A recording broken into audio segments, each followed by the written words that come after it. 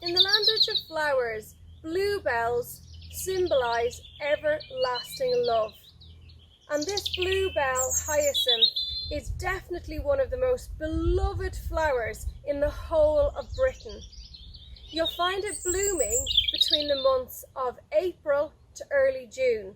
And it isn't actually a member of a bellflower family, it's a member of the lily family. Now, hyacinth is England's bluebell, but in Scotland their bluebell is the harebell, which is a member of the bellflower family. And you'll find this forming carpets in woodlands, grasslands and hedgerows, and it is an ancient woodland indicator, so wherever you see it you know that there would have once been a woodland around it. And so in the absence of trees it uses ferns like bracken to find shade. Over 50% of the world's bluebells live and flower here in the UK, but it is actually becoming an increasingly more endangered species, and that's ever since the introduction of the garden escape Spanish bluebell. And Spanish bluebells form hybrids with our native bluebell, and it does so very, very quickly and prolifically. So today it is becoming more and more uncommon. To tell the difference between our native species and the Spanish species, you want to have a look at the way the flowers droop over the side of the stem. So in our native bluebell, you'll see that all the flowers fall to one side, whereas the Spanish bluebell falls around the whole circumference of its stem. Up close, you can see that this is a native bluebell because all of your bells are falling to one side, whereas with your Spanish variety, they come around the whole circumference of your flower. And they're a beautiful azure blue. And you can get anything between 5 to 10 of each of these flower heads per stem. And then the leaves themselves form tufts, basal tufts of these long, narrow leaves that are hairless and a beautiful glossy green with curved tips. And a really interesting fact about bluebells is that the sap from the whole plant can be used as paper glue, and it was used in the Middle Ages to glue feathers onto arrows. I am super excited to have come across one of my all-time favourite flowers, and it is the bird's eye primrose. And what's particularly special about finding an area with loads of these bird's eye primroses is the fact that it is a critically endangered species. So it is a very, very rare flower nationally, but it thrives here in a few pockets of the Yorkshire Dales, and actually specifically the Three Peaks area of the Yorkshire Dales. A really, really popular walking route within the Dales, but if just off the edges of the paths there is some really, really special species of flower, which is why we have to take such special care when we're out on our walks. And here it is. Isn't it just gorgeous? We can see that there is a basal rosette of leaves at the bottom, okay? And then you've got a leafless stalk going up. And then you have a cluster of flowers on the top. You've got 5 petals and then that really distinctive yellow circle in the middle. And you can get anything between 5 to up to sometimes 10 even flower heads on the top. You can see there's actually quite a few of them on this particular one. So they flower between the months of May and June, so quite a short period. They love wet, lime-rich soils in grasslands where the grass is pretty short, which is perfect here in the Yorkshire Three Peaks area. I want to show you one of the coolest wildflowers that I know about, and it is butterwort. Butterwort is a member of the butterwort family, and you will find it flowering between the months of May and June, and you'll find it in really wet, soggy habitats. Now in wet, soggy habitats like your fen and your bog and your marshlands, it isn't able to get enough nutrients, so it has to get that via another, more sinister means. So let me show you this beautiful, delicate little flower and tell you about its slightly more sinister side. It is such a pretty little purple flower, and it's got 5 lobes and a white deep throat, and then this is on the top of a curved stem that is leafless all the way down to some really unusual looking leaves. And so you can have anything between 5 and 10 of these yellow green leaves. And what's particularly interesting and special about these, there are lots of glands which are secreting a really sticky substance that is really tasty and appealing to insects. And so they come to feed on these secretions and they get stuck onto the leaf, and then the leaf curls up and entraps the insect, and then it secretes further digestive enzymes which break down the insect so it can be consumed.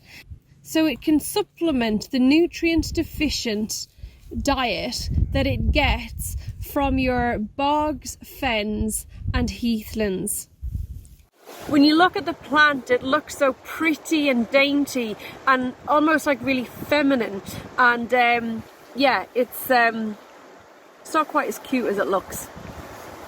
And the one thing that you want to watch out for, if you're ever walking on moorland or grassland that's really wet and boggy, or you're beside a little stream and your feet are getting wet, and you start seeing other species, like especially if you're seeing your bird's eye primrose or you're seeing your marsh marigolds, keep an eye out for your butterwort, because it might be there. So here I am on the edge of the River Ribble in the Yorkshire Dales, and I'm sat beside the very lovely scurvy grass, which is a member of the cabbage family and flowers between the months of April and August. And so if you're coming out looking for this, you want to be looking along river edges, cliffs, edges, and even some of the coastal grasslands along the edges of Yorkshire. So if you want to be able to identify scurvy grass, there's a couple of really easy and distinctive features to look out for.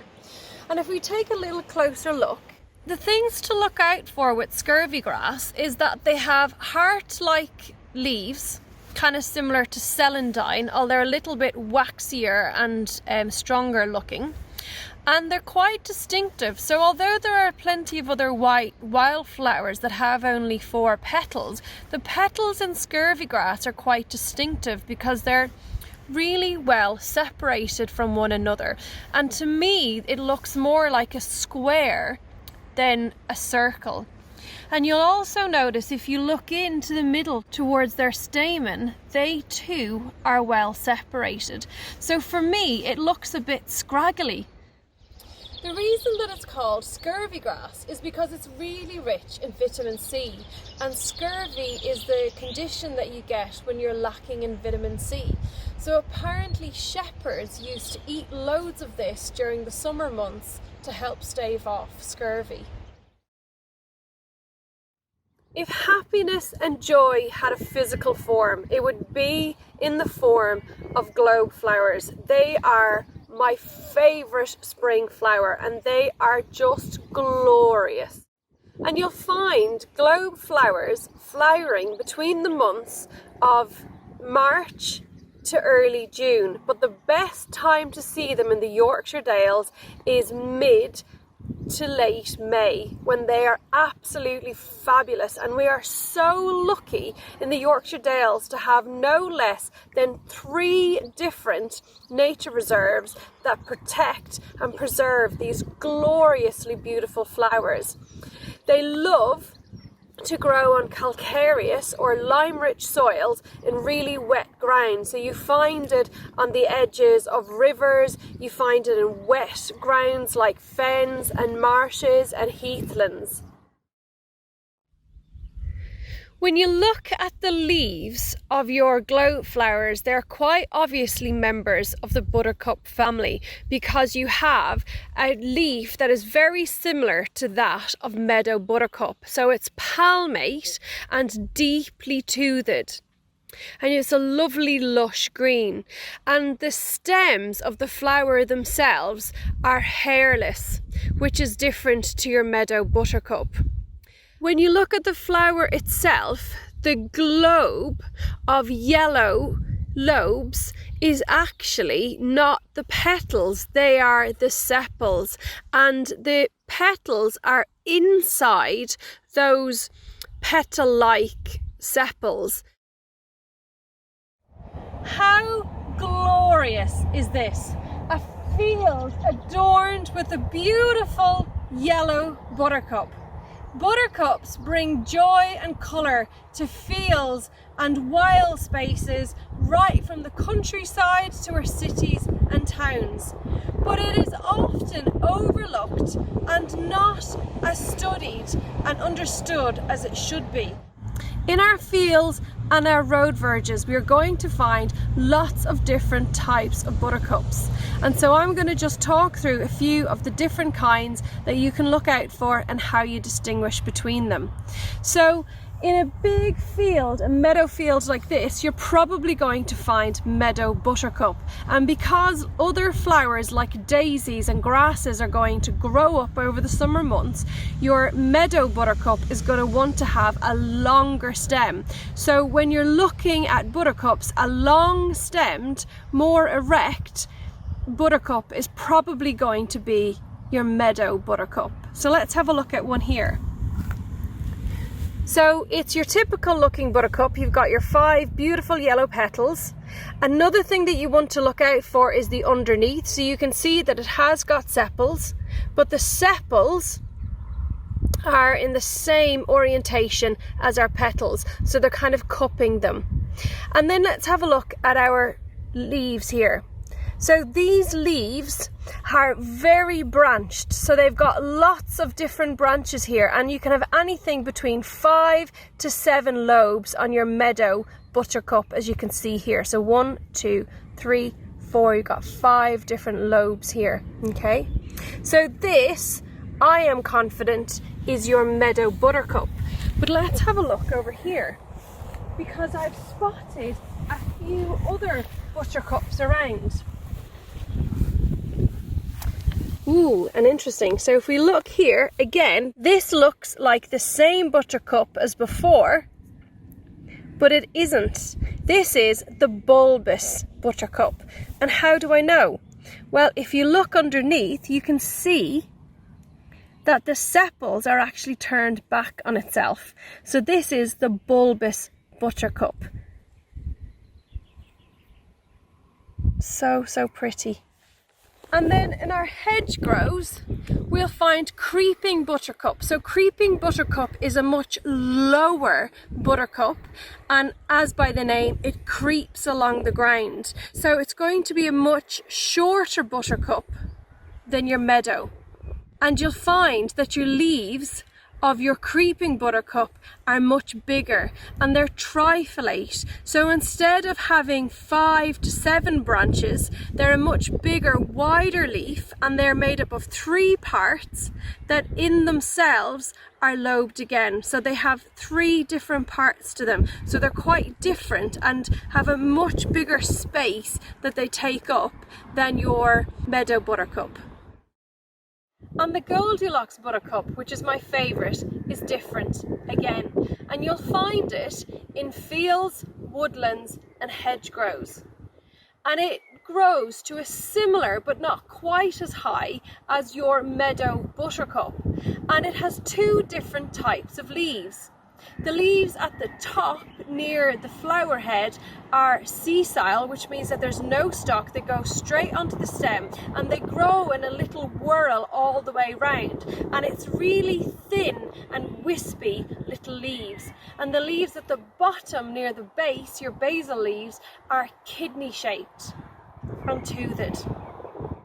And the other really interesting thing about your Goldilocks buttercup is that the petals are almost always irregular. So they look like they've been trampled on. There's either petals that are missing or damaged in some way. And so that can be quite distinctive, but is a common feature of your Goldilocks buttercup.